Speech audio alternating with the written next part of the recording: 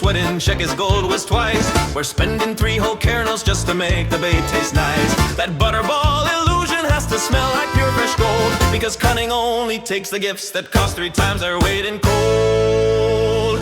The flavor arts are weeping, the cost is clear and steep. They're baking perfect pies for the creatures that won't sleep. Bless the heart, pay the toll, burn the money in the bowl. That gourmet mimic bite is useless, it just feeds a damn wild host. We leave it on the doorstep, it's a sacrifice of pride. They only want the cheap stuff the heart god tries to hide.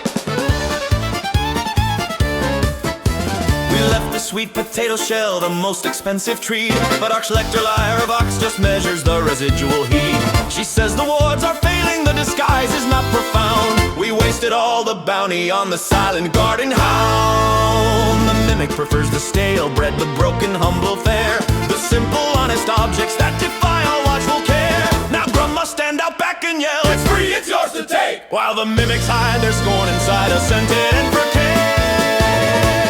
Blame the guild, blame the guild, the budget's running thin. The flavorites use cheap spice, that's how the mimic got in. The empty chair is laughing, the charade has run its course. We'll spend another 1,000 just to show we have no source.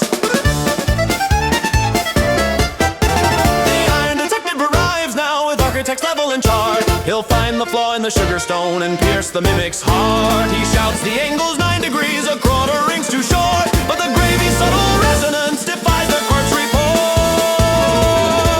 He tries his thought detection on the perfect pumpkin shell, but the pie just counters logic with a chilling silent spell. He realized in horror the engineer's flaw is the key. The mimic hid its nature in a symmetry.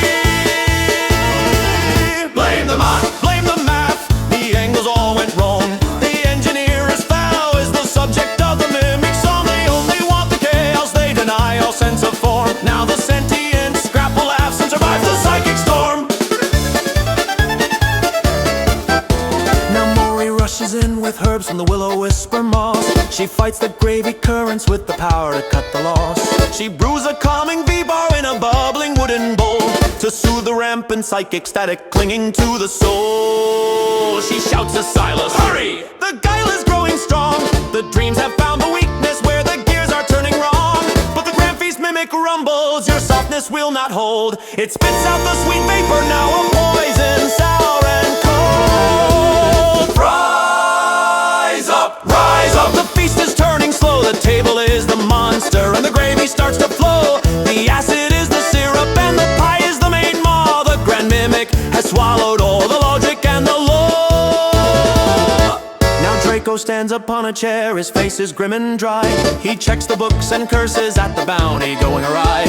The cost of kernels and of vaxes is higher than we planned. He sees the gobbler beast runs free, laughing across the land. He sighs and pays the hearth guard, though their boots are lined with grease. We bought a lesson, not a feast, and certainly not peace.